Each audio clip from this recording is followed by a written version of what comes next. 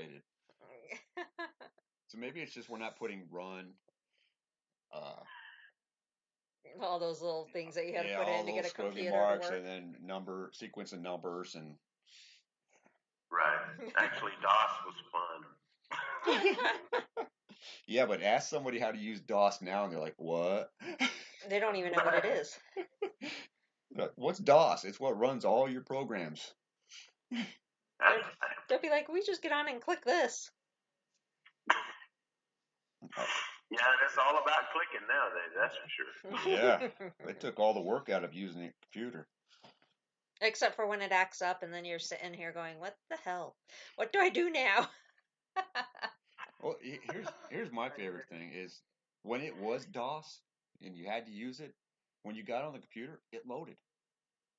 You weren't there half an hour later going, am I not done updating yet? I just turned this thing on yesterday and updated. Now I got to update again. Yep. And now it wants me to shut my computer off and turn it back on. And then it updates again. Yeah. 2 hours later, you finally get to use it for what you wanted to. Well, see, and that was our problem last week, was the fact that apparently Skype wasn't updated. And that's why Skype was giving us all kinds of problems last week. And so after we got done with the show and we updated Skype, apparently it changed everything over, which is why we couldn't hear Stan tonight. Now, see, now I'm really curious, and we're going to have to go back and listen to last week's show to see if you could hear Tucson Ghost Society on the show.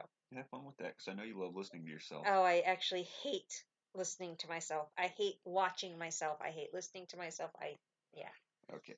I'm the same way. I don't sound like me. Yeah, you're like, I sound like that? Ew.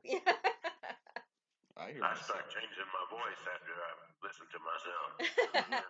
I hear myself and go, damn, I sound just like my dad and my nephew. What the hell? We all have the same voice? Becky's shaking her head, yeah. I just done a voiceover commercial for a guy, and I had to change my voice, but in a manner that I actually used a voice changer, and it came out pretty good. But when the voice changer changed my voice, it brought it down deeper, about 4 octaves. And, I sounded like the guy on the band that I forget the name of the band, but I mean it's like super low. I could have been the butler on Addams Family. So I had to go back. The guy says, "Well, sounds good. You did it great, but your voice is too low." And I went back and listened. I'm like, "Oh my god!" But I didn't like the way I sounded to start with. So I think that's common, though. I really can't think of too many people that, truly like their voice or truly enjoy seeing themselves on whatever. Just Elvis. Just Elvis. Yeah, because I know whenever anyone's like playing back the radio show or playing back a video I've done, I'm like, I just turn away. I'm too critical of myself. Right. I sit there and I'm like, oh my god, I said too much, or it's a drinking game. Oh, that's is my favorite word. A gap filler. Yeah. And you don't even realize you're saying it, though. That's the problem. Because I can sit here and I can talk and I'm not realizing that word will come up. And then I'm, for whatever reason, play it back. And then I'm like, oh my God, how many times did I say during all that? When you say it 5 times in a row, then you know you're trying to fill space. Yeah. It's like you don't have dead airspace. So. We try not to. Sometimes I'll kind of look at Will and wait for him to say something, and he doesn't. And that's when I have to remind him, look, they can't see you. Because sometimes I'll say something and he's giving me this look, and I'm like, they can't see the look. You have to actually say something. Move your mouth.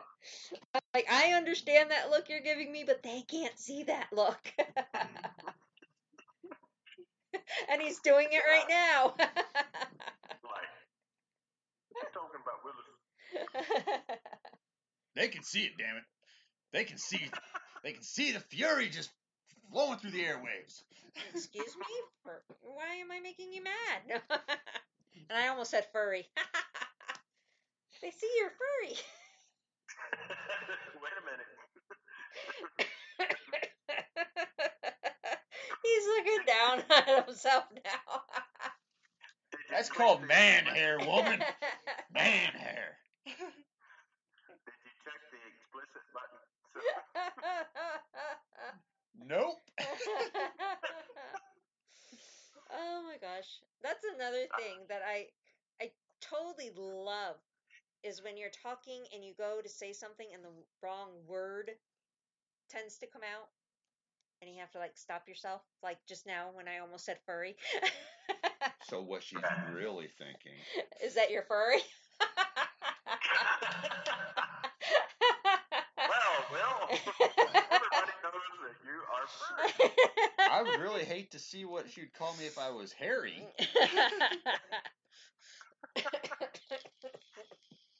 Oh, wow. Oh my goodness. Yeah, I'm glad my wife's not here. Because she would talk about furry.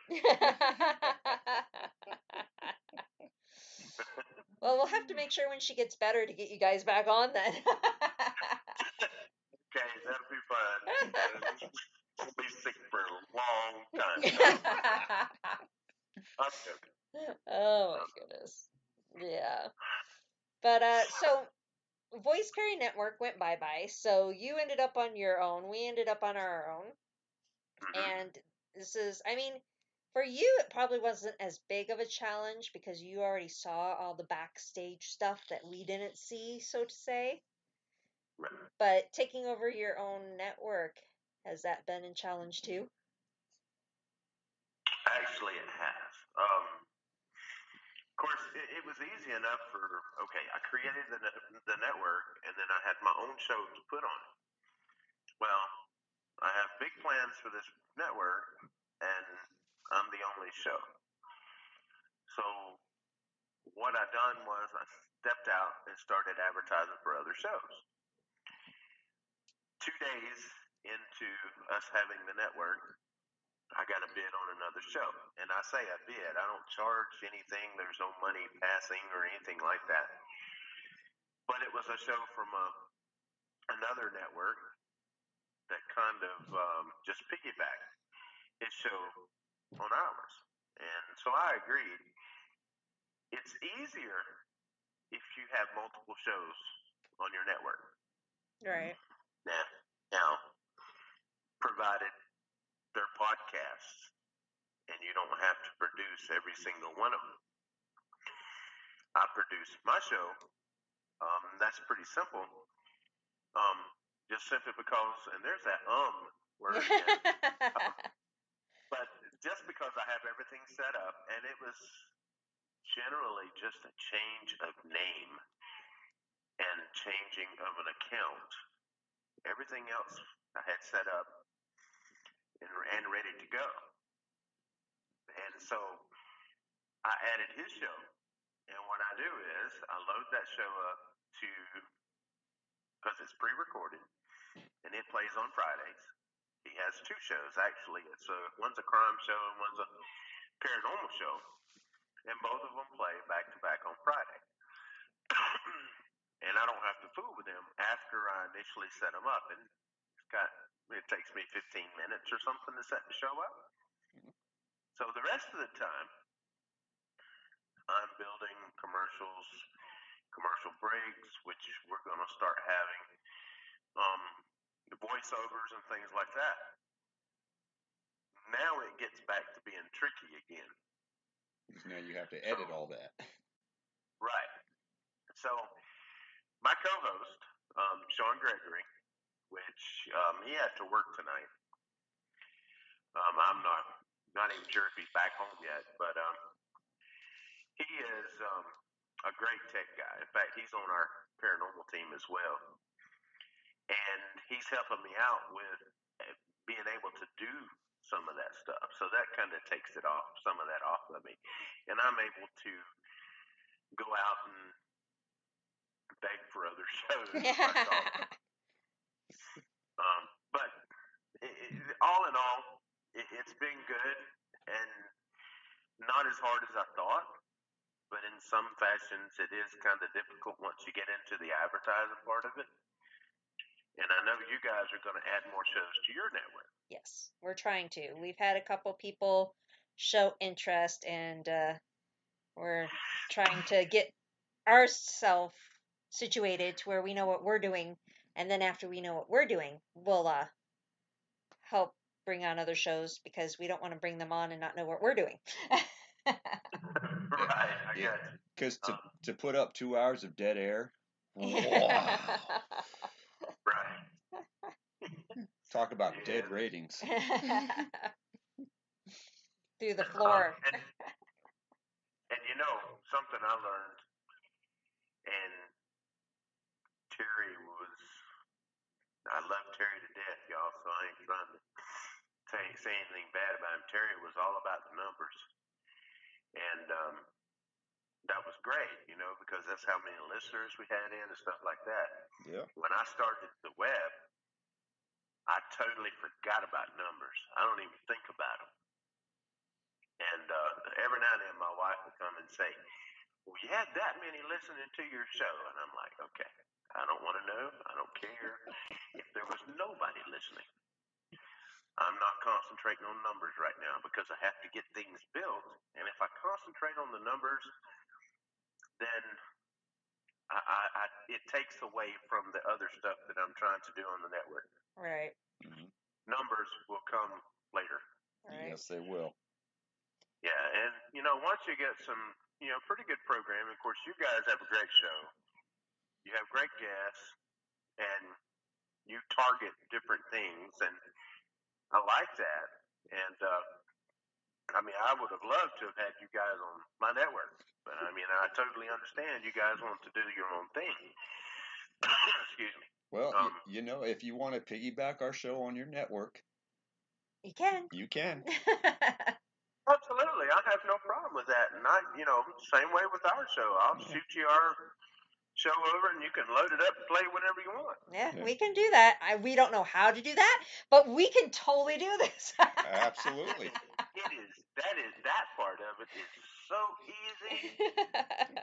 Really, like I said, 15 minutes, it's loaded, set to play.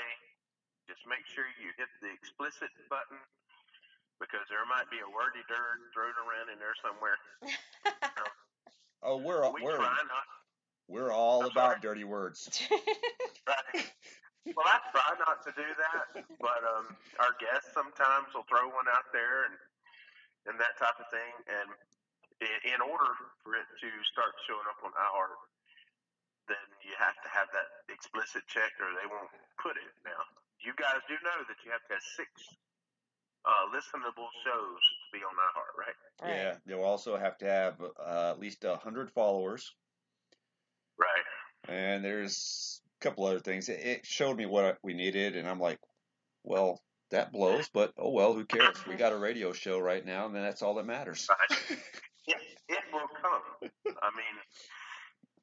So that's another thing, along with Spotify and the other ones. Eventually, you'll get on there. Right. A big thing is just getting your show out there. Even if you just sit on Facebook one day and just share your show tags and stuff. Don't even have to be a show itself, just the advertisement of your show. Mm-hmm. And I've got a few that I built, and I'm getting ready to start loading up, sending up on Facebook and stuff like that, and Twitter and so on and so forth. You let me know if you guys want one. I'll do the same for y'all. And I try, when I see you guys on there, I try to share your posts. So it puts it out there. I've seen it. I appreciate it. I haven't been on Facebook much lately, so. Yeah, Stan gets out there and he shares them. Yeah, it's like I'll get on Facebook, post what I need to do for the business or whatever, and then I'm like off. It's been depressing me lately, so I don't